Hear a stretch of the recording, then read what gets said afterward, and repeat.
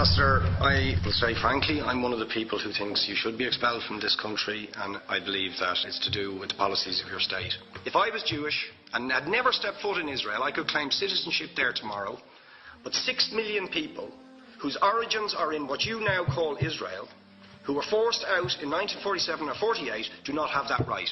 Isn't that part of the reason why the Palestinians are in dispute with Israelis? Because you deny them the right to return to their homes and to their land and to their villages, and that they have a legitimate claim, even under international law, to return, but you deny them that right.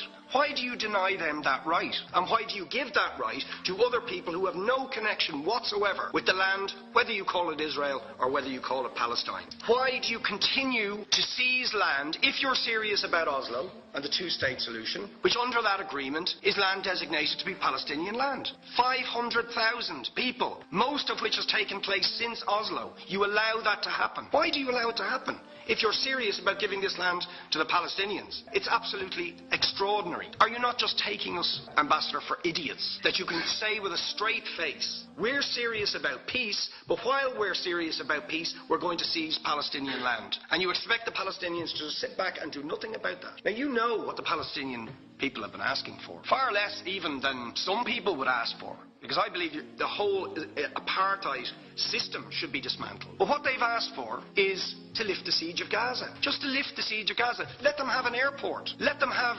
ports. Let them not be dictated to by a government for whom they do not vote as to what can go in and out of their territories, whether they will have power, whether they will have clean water, whether they will have medicine. What makes you think you're allowed to have nuclear weapons and the fourth biggest army in the world and visit destruction on the people of Gaza, but they have no right to defend themselves? They have no territorial sovereignty over that land. Could you ask questions, please? How do you justify that? Yeah. All right. How do you justify those double standards? Very lastly, Ambassador, people like Bishop Tutu, Nelson Mandela, and I would certainly describe your state as an apartheid state, with different laws for people depending on their race or religion.